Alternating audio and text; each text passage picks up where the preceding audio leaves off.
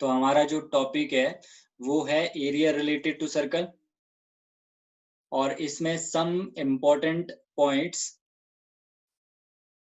कौन कौन से हैं वो हम करने वाले। सबसे पहले तो चलो सर्कल क्या होता है। सर्कल आपको पता है, दिस इज अ सर्कल, ठीक है। एक सेंटर पॉइंट है, सेंटर पॉइंट से इस तरह से ये खींचा हुआ एक शेप है जिसको हमने क्या बोला, सर्कल, ठीक है। तो इसका सेंटर पॉइंट होता है एक, ये आ गया आपका सर्कल। अब इसी सर्कल में अगर हम क्या करें, नेक्स्ट क्या है, सेमी सर्कल। सेमी सर्कल क्या होता है कि इस सर्कल को हाफ कर दो, ठीक है। इस सर्कल को हाफ कर दो तो सेमी सर्कल है, बिल्कुल सिंपल है। इस तरह से सेंटर से होते हुए ये हमारा क्या बन जाएगा, सेमी सर्कल। सेमी सर्कल कौन से वाला होगा मैं आपको बता देता हूँ, ये वाला हमारा होगा सेमी सर्कल। एक साइड, दोनों साइड ही सेमी सर्कल ही है, तो हम इसको क्या बोलेंगे, सेमी सर्कल। ये वाला जो पोर्शन होगा, ये भी आपको पता लग गया सेमी सर्कल क्या होता है, और ये वाला पोर्शन भी आपका क्या है, सेमी सर्कल ही, ठीक है। फिर हम करते हैं नेक्स्ट, इसी सर्कल में एरिया रिलेटेड टू सर्कल्स का मतलब क्या है। एरिया रिलेटेड टू सर्कल का मतलब है कि हमारे सर्कल से रिलेटेड कितने टाइप के एरियाज हमें निकालने पड़ सकते हैं इसी सर्कल के अंदर। अलग अलग शेप बनेगी, तो एरिया रिलेटेड टू सर्कल का मतलब वो है कि सर्कल के से रिलेटेड जितना भी एरिया है वो आपको करना है। तो सबसे पहले हमने सर्कल देख लिया, सेमी सर्कल हमने देख लिया। सेमी सर्कल क्या हो गया, इसका हाफ, ठीक है, इसका हाफ, दिस वन, इस टाइप में जो बनेगा सेमी सर्कल है।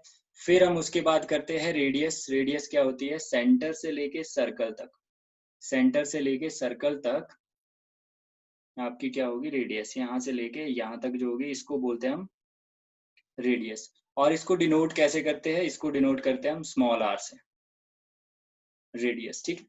अगर इसी रेडियस को डबल कर दिया जाए, रेडियस को हम आर से डिनोट करते हैं, अगर रेडियस को हम 2 टाइम्स कर देते हैं, 2 से मल्टीप्लाई, तो ये बन जाता है डायमीटर, ठीक है। तो इसको अगर डबल कर दूं मैं तो क्या बन जाएगा, ये डायमीटर बन जाएगा। अगर मैं इसको यहाँ से ऐसे ले जाऊं पूरा आगे, डबल कर दिया मैंने, तो ये क्या बन गया, डायमीटर बन गया। तो डायमीटर भी आपको पता लग गया, ट्वाइस ऑफ रेडियस, ठीक है। आगे बढ़ते हैं, नेक्स्ट है, ये हो गया। अब है chord, chord of a circle. तो इसमें समझने के लिए ज्यादा कुछ नहीं है। कॉर्ड क्या होता है, ये भी कॉर्ड है, ठीक है, ये भी कॉर्ड है, ये भी कॉर्ड है।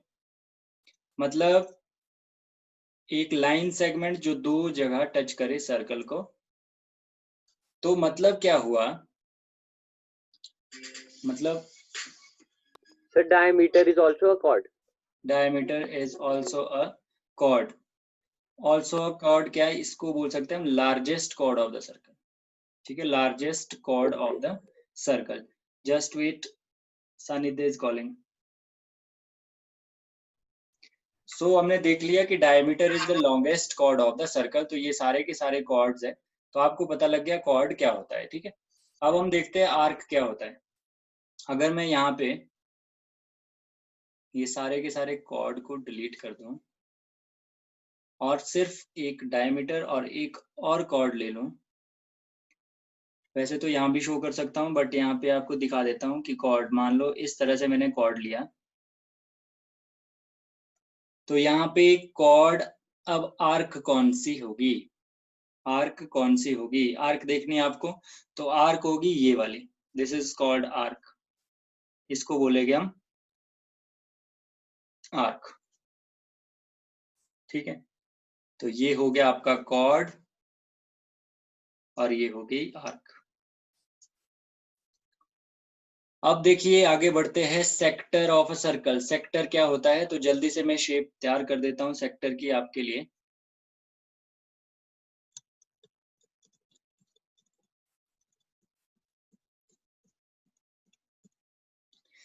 जो आपका सेक्टर होता है वो इस तरह का होता है,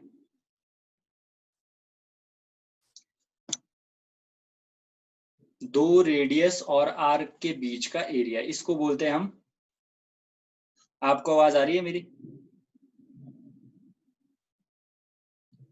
Yes, sir. This region is called sector of a circle, इसको क्या बोलेंगे हम? सेक्टर। ठीक है, ये हमारा सेक्टर है।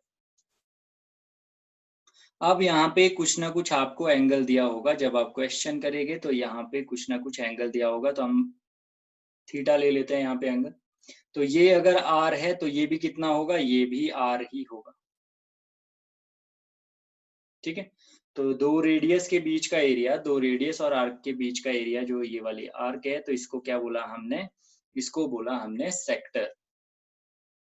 अब सेक्टर ऑफ सर्कल में दो तरह के सेक्टर होते हैं, एक होता है माइनर सेक्टर, तो इस वाले सेक्टर को हम बोलते हैं माइनर सेक्टर। इसको क्या बोलते हैं हम? Minor sector. ध्यान रखना, अब जो दूसरे वाला व्हाइट वाला पोर्शन है, इसको मैं आपको अलग से दिखाता हूं, जो ये वाला बच गया, ठीक है, ये वाला, इसको हम बोलेंगे मेजर सेक्टर। इसको क्या बोलेंगे? Major sector.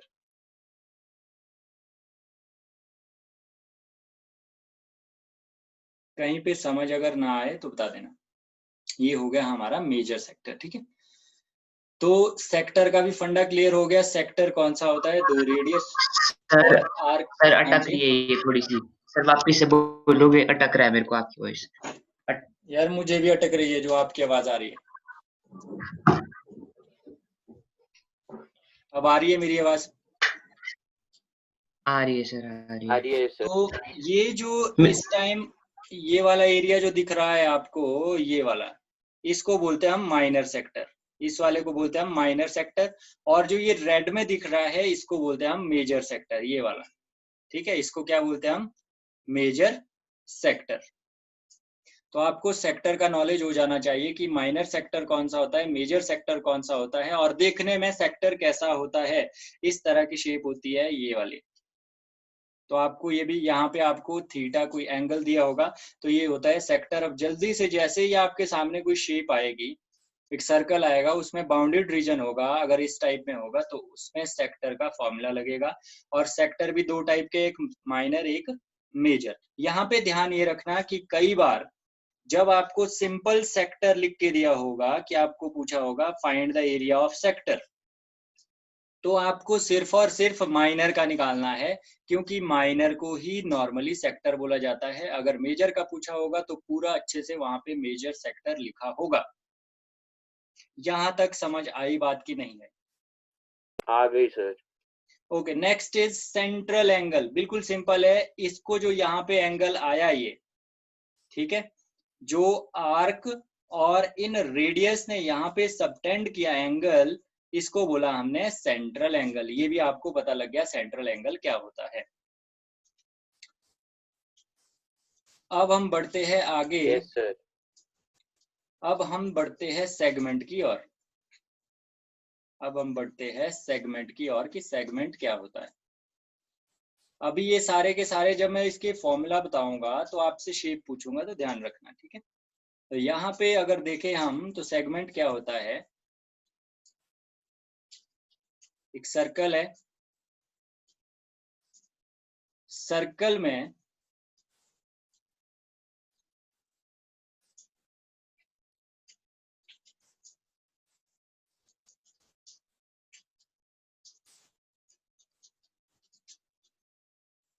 ये क्या चीज है? कॉर्ड। God. अब इसमें सेगमेंट कौन सा होगा? तो सेगमेंट के लिए हमें क्या करना है? सेगमेंट होगा कॉर्ड और आर्क के बीच का एरिया, दिस वन।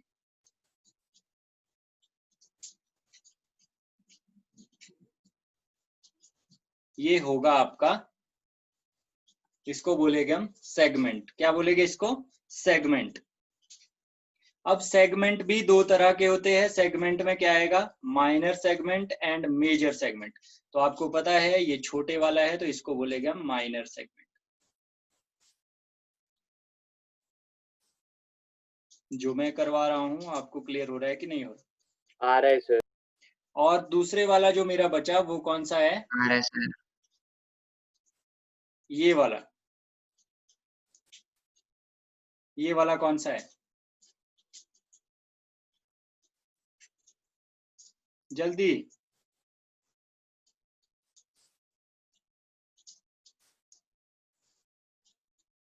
ये कौन सा है?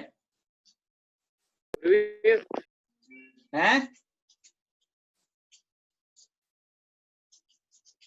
गलती से क्या ये क्या था भाई? ये कौन से वाला है? मेजर।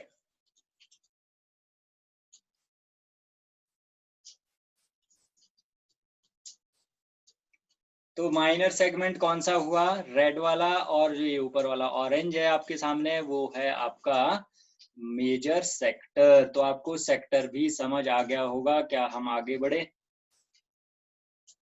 पढ़ो सर आगे सर। ओके।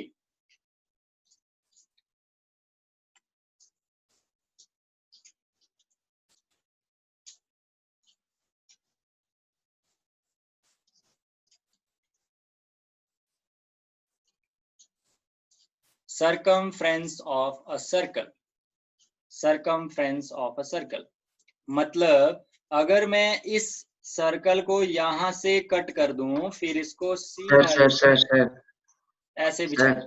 हाँ जी। सर हाँ जी। सर मेजर सेगमेंट बता दो सर, ये नेट नहीं चल रहा सर, कट गया है एकदम वो पार्ट। अरे भैया, अगर आपके पास ये यहाँ पे कॉर्ड है, ठीक है, ये कॉर्ड है, अभी दिख रहा है आपको? अभी तो आ रहे हैं सर। तो ये जो छोटा बड़ा है बस इतना सा डिफरेंस है। जो छोटे वाला सेगमेंट बनेगा वो है आपका ये वाला, जो है ये वाला माइनर है। जो ये ऊपर वाला बच गया, ये बच गया मेजर सेगमेंट। ठीक है।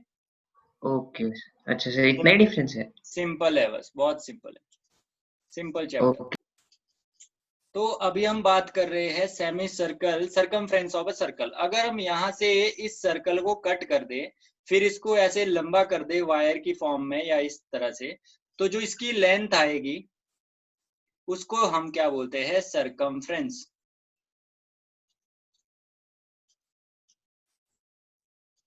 तो यहाँ पे सरकमफ्रेंस का जो फॉर्मूला रहेगा आपका, चलो सरकमफ्रेंस का फॉर्मूला भी मैं एक साथ बोलूंगा सारे। तो सरकमफ्रेंस आपको पता लग गया, लेंथ ऑफ दिस रिंग। अगर किसी गोल चीज की आपको लेंथ निकालनी है तो उसको क्या बोलते हैं? आप सरकमफ्रेंस बोलते हैं। तो आगे बढ़ते हैं। सरकमफ्रेंस भी आपको क्लियर हो गया। एक भी चीज आपकी ऐसी नहीं रहनी चाहिए जो आपको ना आए, ताकि हम फटाफट से जब चैप्टर करें तो आपको क्लियर हो। अब आ गया एरिया ऑफ द सर्कल, मतलब इस सर्कल ने कितना एरिया बाउंड किया है। This is called area of a circle. चलो ये भी क्लियर हो गया।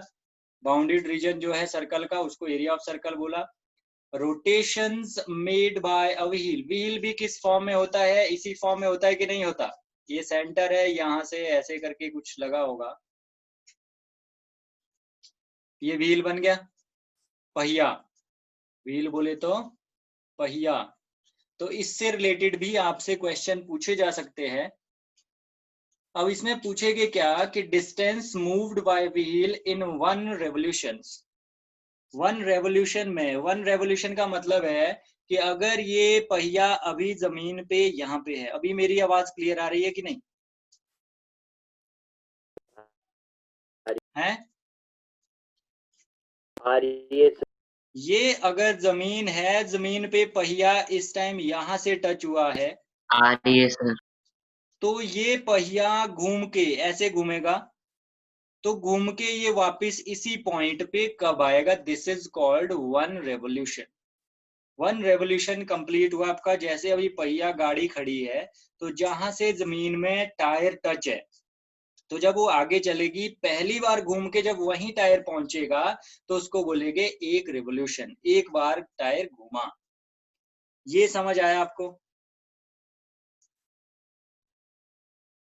आ गया सर। तो एक बार टायर घूमा, इसको बोलते हैं हम वन रेवोल्यूशन। तो याद रखना वन रेवोल्यूशन का मतलब क्या होता है। अब है number of rotations made by a wheel in unit time. मतलब आपको एक पर्टिकुलर टाइम दिया होगा, एक पर्टिकुलर टाइम दिया होगा, पर्टिकुलर टाइम पीरियड में व्हील ने कितने रोटेशन किए, मतलब कितनी बार वो घूमा, कितने रेवोल्यूशन उसने कंप्लीट किए। तो इस टाइप के क्वेश्चन भी आपको आएंगे। तो मतलब उसमें आपको पर्टिकुलर टाइम दिया होगा, उस टाइम में वो कितनी बार घूमा। पर यहाँ पे एक चीज और है कि आपको स्पीड भी दी होनी चाहिए, तो यहाँ पे स्पीड भी दी होगी। अगर गाड़ी के बारे में बात कर रहे हैं तो गाड़ी की स्पीड भी गिवन होगी, और उसमें ये भी होगा कि कितना टाइम पीरियड है। तो अगर गाड़ी मान लो 40 की स्पीड से चलती है, अगर गाड़ी 40 की स्पीड से चलती है और वहां पे टायर की डायमेंशन भी दी होगी कि उसकी रेडियस कितनी है, तो अगर गाड़ी मतलब 40 सेंटीमीटर रेडियस वाला अगर जो टायर है गाड़ी में लगा है और गाड़ी 40 किलोमीटर पर आवर की स्पीड से चल रही है, तो वो 10 मिनट में कितने रेवोल्यूशन कंप्लीट करेगी। बोलने का मतलब है 10 मिनट में टायर कितनी बार घूमेगा उसके ओरिजिनल पॉइंट पे। तो दिस इज कॉल्ड रोटेशन या फिर revolution in particular time period. Facts about clock, अगर ये क्लियर हो गया तो हम अगला करते हैं फैक्ट्स अबाउट क्लॉक्स।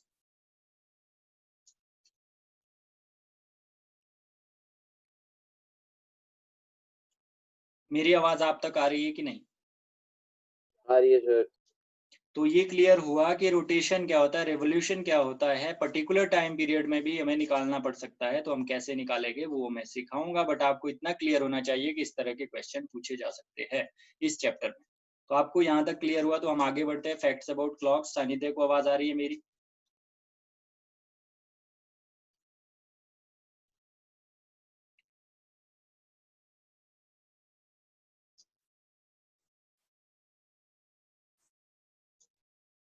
पता नहीं, यहाँ पे रिप्लाई नहीं आ रहा, तो हम आगे बढ़ते हैं। फैक्ट्स अबाउट क्लॉक मतलब क्लॉक के बारे में क्या फैक्ट है। क्लॉक के बारे में भी आपसे क्वेश्चन पूछे जा सकते हैं। तो किस तरह के क्वेश्चन पूछे जाएंगे, क्योंकि आपकी घड़ी भी किस फॉर्म में होती है, सर्कुलर फॉर्म में होती है।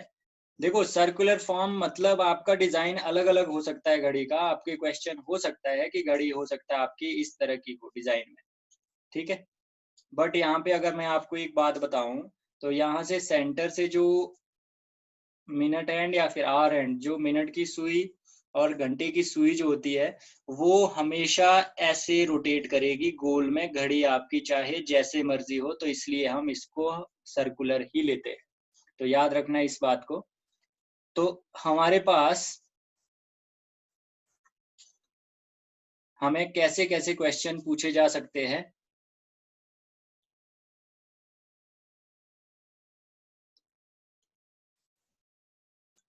क्लॉक के बारे में, ठीक है। सानिध्य को मेरी आवाज आ रही है कि नहीं?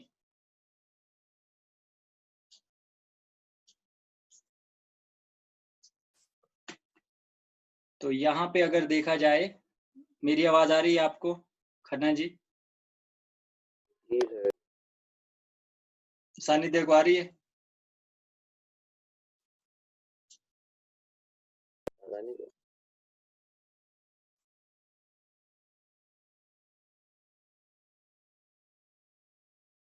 ये हमारी घड़ी बन चुकी है, ठीक है। 1 2 3 4 5 6 7 8 सॉरी 9 10 एंड 11। तो इसमें किस तरह के क्वेश्चन पूछे जा सकते हैं। मान लो इसमें आपको यहाँ पे सेंटर दिया है, इस जगह पे आपका सेंटर है, ठीक है। अब सेंटर से आपकी मिनट हैंड होगी या फिर आवर हैंड होगी। तो इस तरह से आपकी मान लो ये मिनट हैंड है।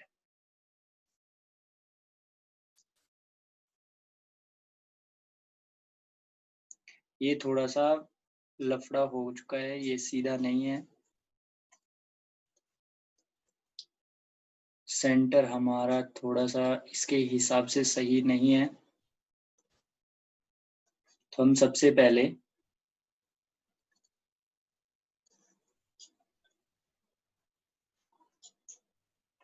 ये हमारी मिनट हैंड है, ठीक है। मान लो ये हमारी मिनट हैंड है और ये हमारा सेंटर है।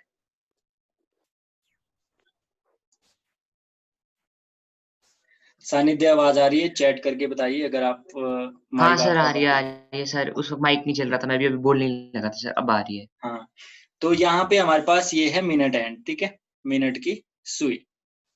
तो यहाँ पे हो सकता है ऐसा पूछा गया हो क्वेश्चन आपसे कि ये बताइए कि ये अगर यहाँ से लेके यहाँ तक जाती है, अगर ये यहाँ से लेके यहाँ तक पहुँचती है, यहाँ तक मेरा बोलने का मतलब है कि ये कहाँ पहुँचती है, 1 पे अगर पहुँच जाती है, इधर, तो आपको बताना है कि इसने कितना एरिया कवर किया। You have to find the area swept by this minute and, यहाँ पे आपको एंगल भी निकालना तो ये पड़ेगा। वो नहीं बन रहा और ये क्या बना, आप क्या बता सकते हैं ये क्या बन रहा है? सेक्टर दिस इज सेक्टर है सेक्टर। गुड। तो इस तरह से आपके क्वेश्चन हो गए और आपको खुद से पहचानना है कि ये किस आसान है टाइप फिर, की तो शेप समझ गया मैं, है?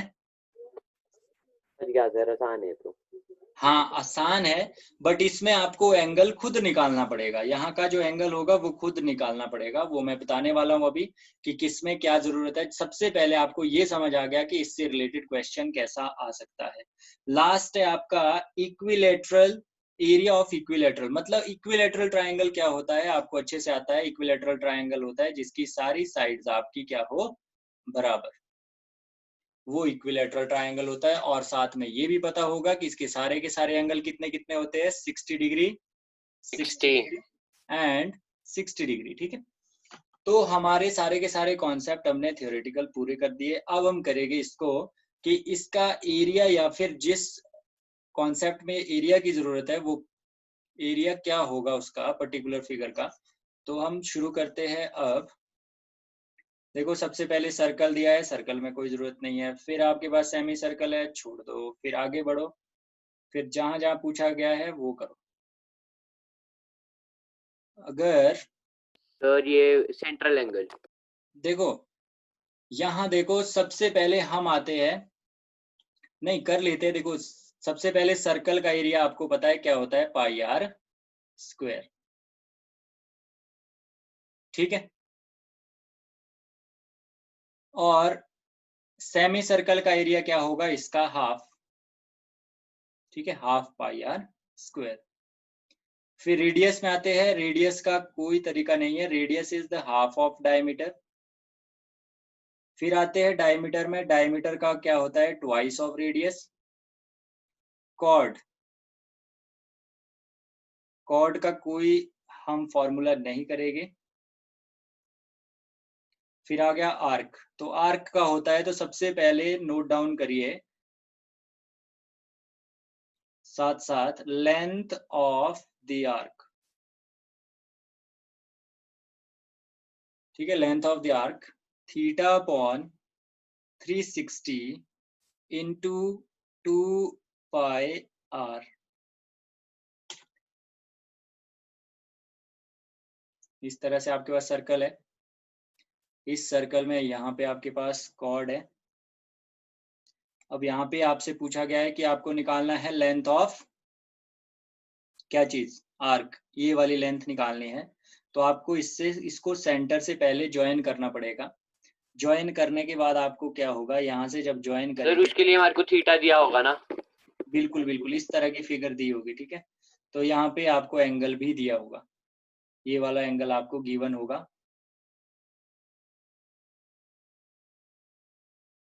तो आप इजीली क्या करेंगे, इस आर्क को निकालने के लिए फॉर्मूला लगाएंगे, थीटा अपॉन 360 2 पाई आर। चलो ये भी हो गया आर्क। अब आते हैं हम सेक्टर ऑफ सर्कल में, सबसे पहले आते हैं माइनर सेक्टर।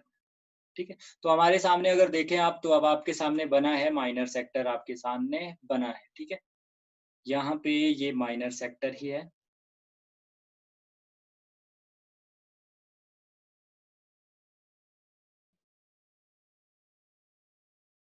ये पूरा जो है माइनर सेक्टर है, ये हटाना पड़ेगा।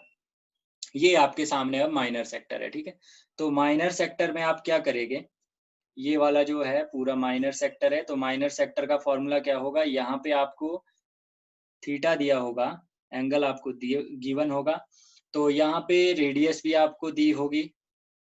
आप फॉर्मूला क्या यूज करोगे, एरिया ऑफ माइनर सेक्टर।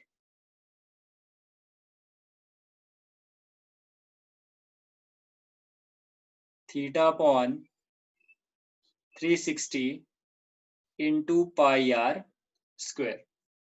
मेरी आवाज आ रही है दोनों को? Yes, sir. तो ये हो गया हमारा एरिया ऑफ माइनर सेक्टर। सानिध्य समझ आया? Yes. तो अब हम आगे बढ़ते हैं। अब हमें करना है एरिया ऑफ मेजर सेक्टर। तो मेजर सेक्टर कैसे निकलेगा? देखो, एरिया ऑफ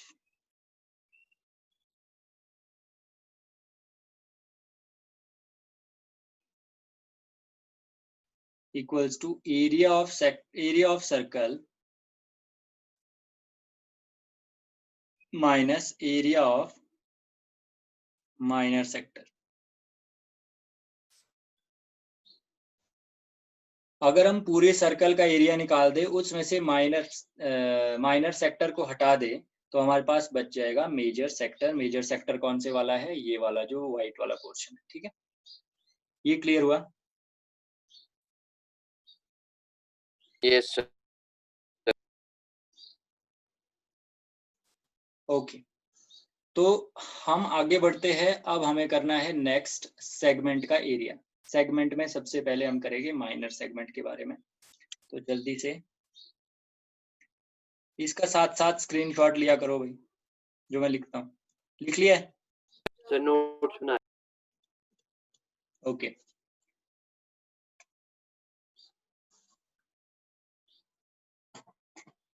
अब देखो आप, नेक्स्ट जो है हमारे पास, नेक्स्ट है माइनर सेगमेंट। माइनर सेगमेंट कौन सा हुआ? ये वाला। ये भी आपका सेंटर से मिलाया होगा।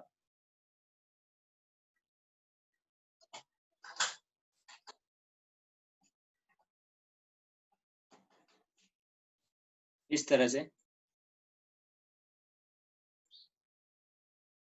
अब आपको करना क्या है कि जब आपको निकालना है माइनर सेगमेंट का, तो आप करोगे क्या? मान लो इसको हम ओ ए बी एंड सी इस तरह से पॉइंट देते हैं, तो आपको समझने में आसानी होगी। यहाँ पे सबसे पहले हम अगर ओ ए बी सी देखे, जल्दी से बताइए ओ ए बी सी क्या है?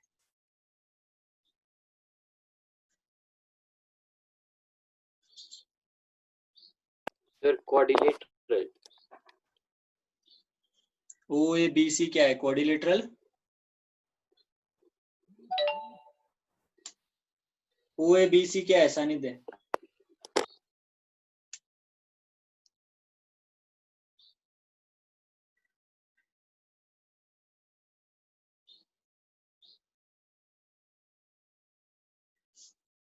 ओ ए बी सी क्या है?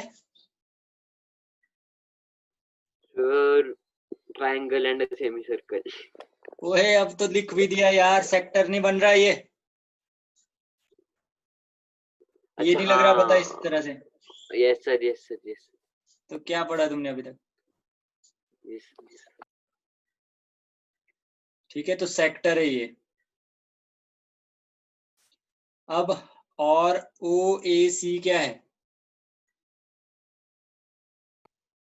Triangle.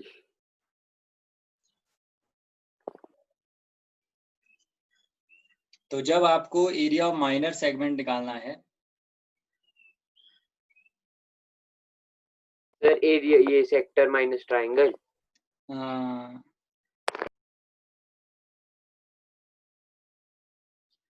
तो area of minor sector minus area of triangle. अब यहाँ पे बात ये है कि एरिया ऑफ माइनर सेक्टर तो आपको पता है θ/360 into pi are square formula है, अभी हमने किया। ट्राइंगल यहाँ पे कई टाइप के हो सकते हैं। हो सकता है ये 60 डिग्री हो, तो ये तो रेडियस है, ए बी रेडियस है, तो इसका मतलब ये भी दोनों 60 डिग्री एंड 60 डिग्री हो गए। तो इसका मतलब ये बन गया इक्विलेटरल ट्राइंगल। तो अगर इक्विलेटरल ट्राइंगल है तो इक्विलेटरल ट्राइंगल का एरिया लगा देंगे। इक्विलेटरल ट्राइंगल का एरिया होता है √3/4 इंटू साइड स्क्वायर। लिख लो इसको भी। √3/4 इंटू साइड, साइड इसमें क्या होगी, जो रेडियस होगी, ठीक है। आर स्क्वायर भी लिख सकते हैं यहाँ पे अकॉर्डिंग टू सिचुएशन, बट आप साइड स्क्वायर लिखोगे। तो ये भी हमारा कंप्लीट हो गया एरिया ऑफ इक्विलेटरल ट्राइंगल। जो यहाँ पे लिखा है वो आपको पता लग गया क्या है, √3/4 साइड स्क्वायर। यहाँ तक क्लियर हुआ आपको? Yes, sir. अब हो सकता है ये इस तरह से दिया हो, देखो ध्यान देना थोड़ा सा, मैं आपको यहाँ पे एक कॉन्सेप्ट शायद रह गया है, तो मैं उसके बारे में ही आपको बताने वाला हूँ। वो कॉन्सेप्ट है क्वाड्रेंट का। इस तरह से इधर ही बता देता हूँ। अगर क्वाड्रेंट का मतलब क्या होता है, देखो क्वाड्रेंट का मतलब आपको पता है क्या होता है। इस तरह से अगर हम बांट दे इसको 4 पार्ट में, तो ये क्वाड्रेंट ही बनते हैं। ये क्या बन गए, क्वाड्रेंट, ठीक है। 4 क्वाड्रेंट बन गए। तो कई बार क्या होता है, इस तरह का क्वेश्चन होता है आपके पास, आपको समझ आ जाना चाहिए कि ये क्वाड्रेंट है, ठीक है। तो क्वाड्रेंट मतलब, क्वाड्रेंट में एंगल कितने डिग्री का होता है, 90 डिग्री का होता है यहाँ पे, ठीक है। अगर मैं यहाँ से इसको मिला दूं, तो जो ये वाली शेप बनी मेरी, कौन से वाली, अगर मैं सारी शेप हटा दूं इससे और इसमें से एक शेप निकाल के मैं अलग बना दूं, ये ध्यान देना पहले कि मैं कर क्या रहा हूँ, ठीक है। मैं अलग से ये शेप बनाऊं तो कुछ इस तरह से बनेगी, इस तरह से और ऐसे करके, ठीक है। यहाँ पे एंगल होगा 90 डिग्री, ठीक है। तो इस टाइप की शेप को आप बोलोगे क्वाड्रेंट। क्या बोलोगे,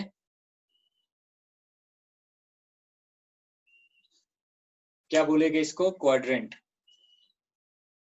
समझ आया क्या? Sir. Yes, sir. सेक्टर और क्वाड्रेंट में डिफरेंस क्या है, सेक्टर भी बिल्कुल इसी तरह देखने को है, बट सेक्टर में जो एंगल होगा वो 90 डिग्री से कम होगा।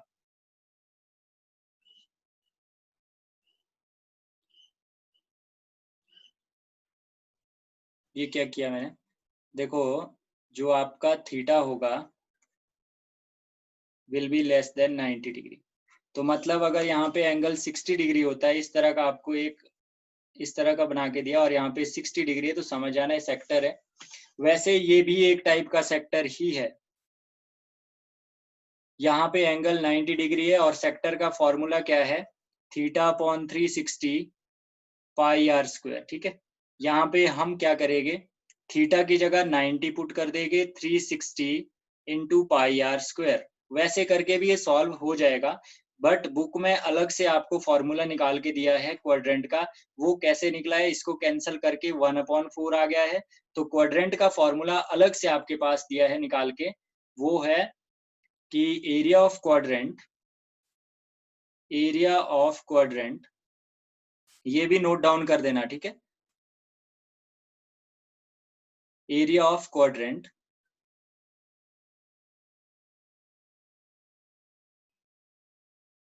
One upon 4 pi are square, ठीक है। तो थोड़ा सा जो सेक्टर है उससे डिफरेंट है। अगर आप सेक्टर की तरह भी इसे करते हैं तो भी ये आपको समझ आ जाना चाहिए। क्या यहाँ तक क्लियर हुआ? आपको पता लगा सेक्टर और क्वाड्रेंट में Yes, डिफरेंस क्या sir. है? सेक्टर और Yes, sir. क्वाड्रेंट है सेम चीज है, बट डिफरेंस इतना है कि वहां पे एंगल छोटा होगा 90 से, यहाँ पे 90 वाला एंगल, जब भी 90 का एंगल आएगा किसी भी सेक्टर में, तो वो बन जाएगा, उसको बोलेंगे हम क्वाड्रेंट। ऐसे करके याद रखो, ठीक है। तो यहाँ पे हम बात कर रहे थे, वापिस आ जाते अपनी बात पे, तो हम बात कर रहे थे ट्रायंगल की, ठीक है। ट्रायंगल आपका कैसा हो सकता है, इक्विलेटरल भी हो सकता है। अब यहाँ से अगर मैं आपको बताऊं, तो यहाँ पे थोड़ा सा अब आपको समझ आ गया होगा।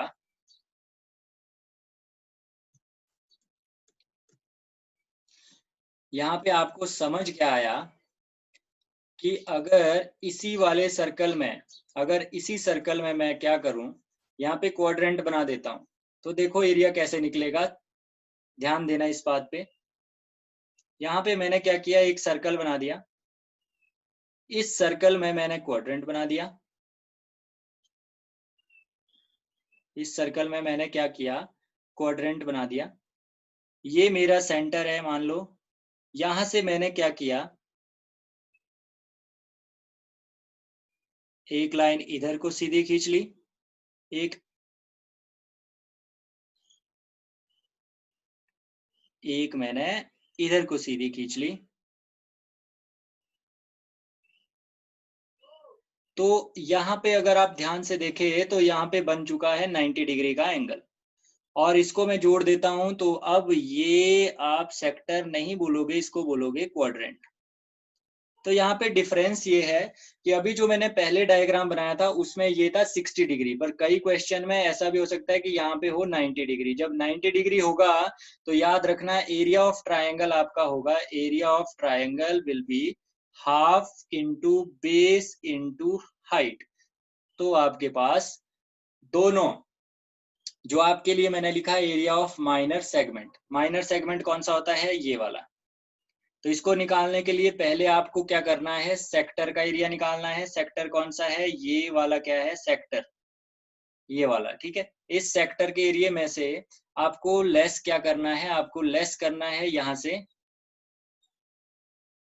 ये वाला एरिया, ठीक है। ये क्या है, ट्रायंगल। अगर ये इस तरह का ट्रायंगल होगा 90 डिग्री वाला तो ये वाला फॉर्मूला लगाएंगे।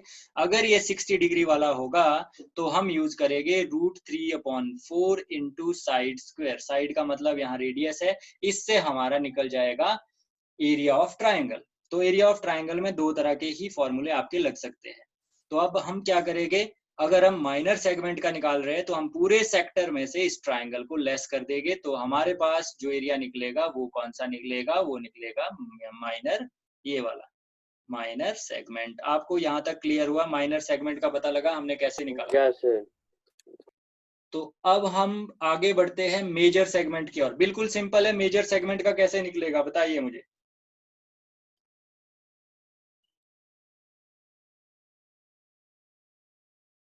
मेजर सेगमेंट का कैसे निकलेगा, जल्दी से बताइए।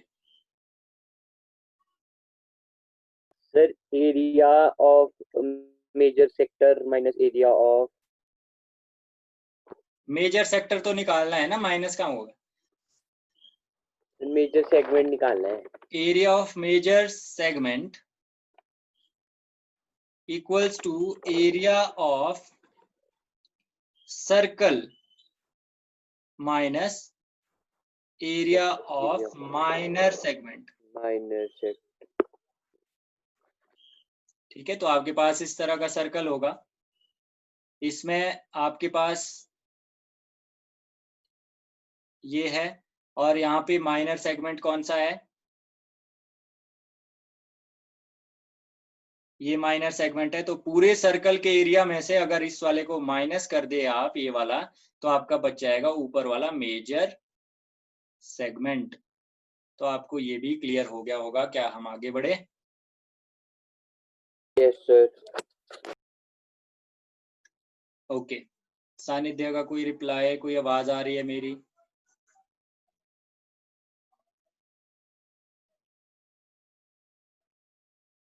आउट ऑफ रीच है। ओके, आगे बढ़ते हैं। नेक्स्ट है हमारे पास, Yes, sir. आई आवाज आई। मेजर सेगमेंट तक हो गया।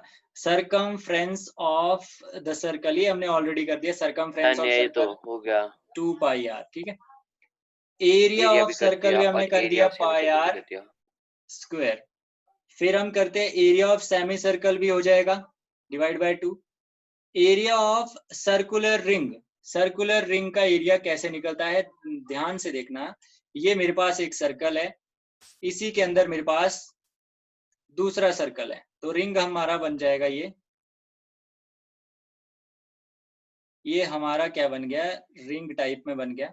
तो इस टाइप में अगर शेप दी हो तो आप कैसे इसका एरिया निकालोगे, ठीक है। तो इसका एरिया कैसे निकलेगा,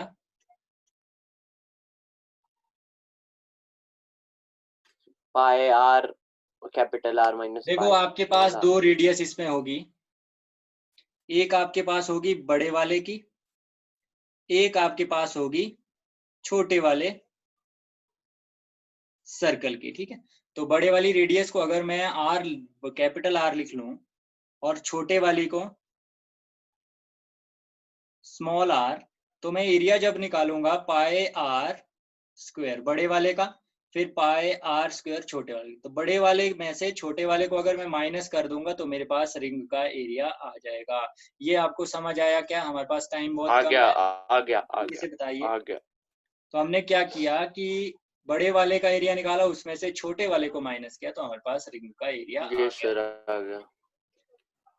ओके, अब है एरिया ऑफ सेमी सर्कल। ये भी आपको पता है, एरिया ऑफ सर्कुलर रिंग भी निकाल दिया। Rotation made by wheel, rotation made by wheel very very important.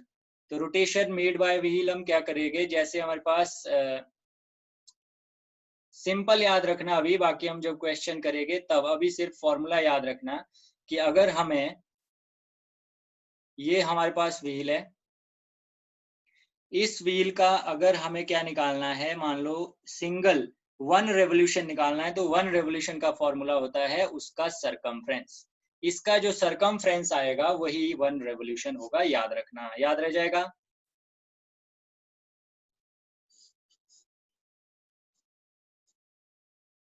इस व्हील की Yes, sir. डायमेंशन दी होगी, रेडियस दी होगी, फिर हम इसका क्या निकालेंगे, सरकमफ्रेंस निकालेंगे। उस सरकमफ्रेंस का मतलब होगा एक रेवोल्यूशन में इतना डिस्टेंस से कवर करेगा, तो डिस्टेंस कवर्ड इन 1 रेवोल्यूशन कैसे निकलेगा, 2 पाई आर करके। तो याद रखना इसको।